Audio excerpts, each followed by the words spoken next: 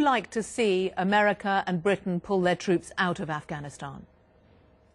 With the withdrawal of these occupation troops, it is easier for us to fight against one enemies, internal enemies, because they don't want to give helping hand to democratic-minded people of Afghanistan. If they were honest for Afghan people, today was no need to be any troops in Afghanistan. A bunch of killers, day by day, getting powerful, and most of people are getting poor. You are incredibly outspoken. You have not compromised your views since you first came into Parliament, and you have infuriated a lot of people. What effect has that now had on your life? Because I know there have been attempts on your life before, have there not? Yeah, because I said the truth, and always I will say the truth. I will never give up. I will never do compromise with the sworn enemies of women rights, human rights, and enemies of my country. That's why they want to eliminate me. As 4 times they did assassination attempts against me, as now I have to wear burqa. I'm changing houses in Afghanistan right now. In underground, I have contact with my people. As we try our best that one day we bring to the International Criminal Court these warlords. Unfortunately, today they are in power, and as I believe that no nation can donate liberation to another nation, this is the responsibility of our own people to bring these values. Who do you think? I have contact underground with victim families and rape girls. I'm trying to giving them hopes and courage, determination, and working in this cause, risking my life. Tell us what it means for the way that you live your life. Can you sleep in the same place for more than 2 nights in a row? I know you're married. How often do you see your husband? Yeah, my husband, fortunately, he is one of my supporters. I have no problem, and he also accepts this not easy life, and as he supports me, like many other Afghans. And, but do you live with him? Can you live with him? Can you live with him? In some houses, yes, of course. In some supporter houses, I met. But, of course, I can't have a house or an office as I wish because of my people, to have more contact with them. Not to be underground, but now my life itself should be example of the mockery of democracy and mockery of war on terror in Afghanistan. My life should be an example of the catastrophic situation of the women in Afghanistan, and activist women, that many activist women in Afghanistan has been killed, like Sarah Montague, like Zakia Zaki and Parwan, like Safiya Ammajan in Kandahar. And this list can be prolonged, that as Sarah Montague will not be the last one, and he was not the first one. So for as long as these fundamentalist warlords in power, no changes will come, no positive changes in the life of the men and women of my country. So the fact that you are doing this interview, you are telling the world about what is going on, does it make your life, put your life under greater threat? Of course, because unfortunately the main media always try to put dust on the eyes of the great people around the world.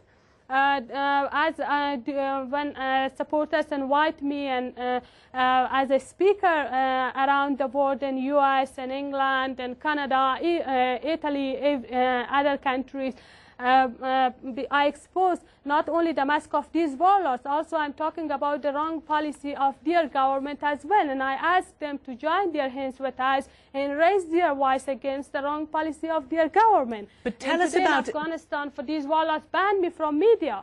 Tell us how you came to this interview, because did you wear a burqa to hide yourself? Yeah, I wear burqa with another woman. Also, always when I'm going out wearing burqa, that do not recognize enemies, that which one is me. You have said in the past, they will kill me, but they will not kill my voice. Do you really think that you will be killed? Yeah, I'm saying as today, because day by day I know that this becomes the voice of the voiceless men and women of my country, and all of them calling for changes, for democracy, for justice, and they wish that their enemies one day must be brought to the International Criminal Court, must be powerless. And I don't fear that. I fear political silence against injustice. You don't think that if you softened your tone, if you didn't criticise everybody, that you might be more successful? You might be allowed to stay in Parliament and try to change things from within Parliament? It is not possible. Here is the only way for all democratic-minded men and women of our country, for all innocent people of Afghanistan.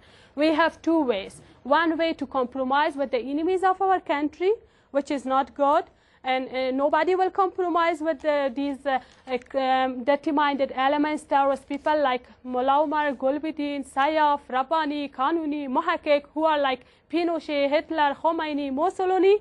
And another way is that we raise our voice and stand up against them, do not do compromise with them, and do struggle. So this is the only way, the only things that now I can do, like many other Democrats in Afghanistan. That the only difference between me and them is that now I'm famous. Some people around the world know about me, and people of my country, but unfortunately, because here is no honor job for them, and they are risking their life, they are struggling even underground, but nobody knows them, and they need support, and they must be powerful and supported as the only alternative for the future of Afghanistan. They are able to fight against fundamentalism and terrorism. You are so critical of all these men in powerful positions, whether it's within the government or within the Taliban, or in America or Britain, and I wonder how much actually your battle is with the whole culture of Afghanistan and the way that the Afghan culture treats its women.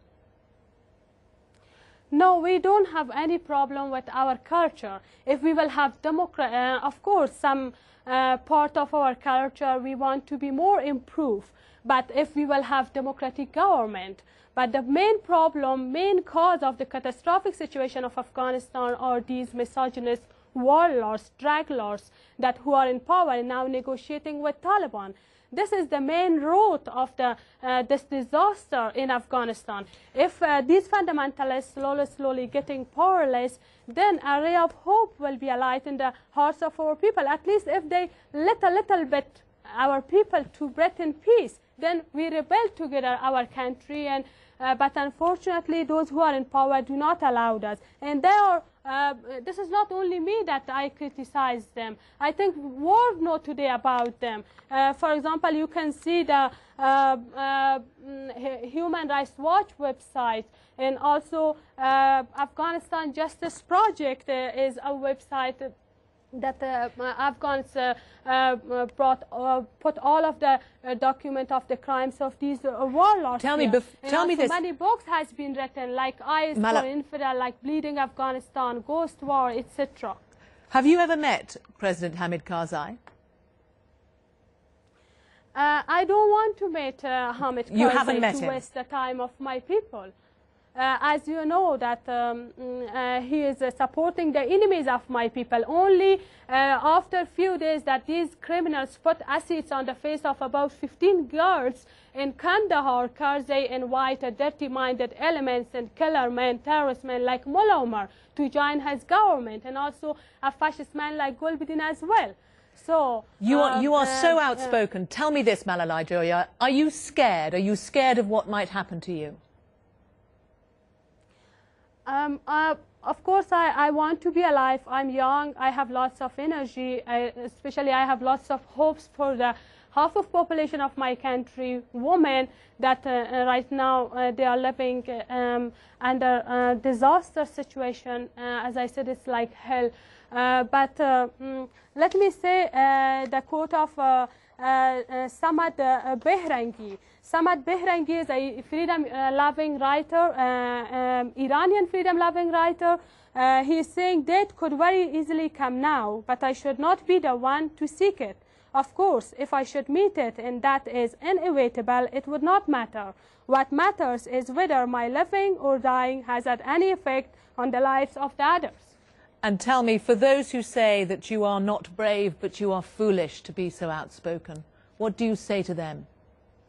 Yeah, these are those kind of people, because of their weakness, they are talking in this way. It does not make any sense, nonsense for me.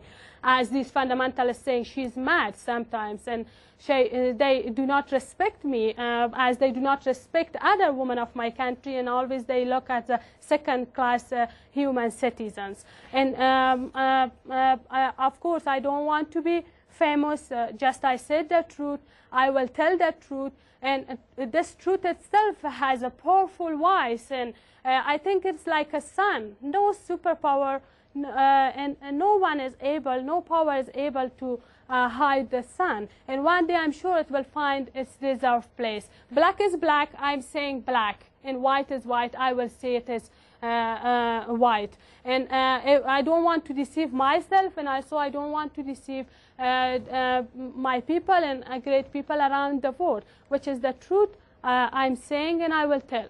Malalai Joya, thank you for coming on Hard Talk.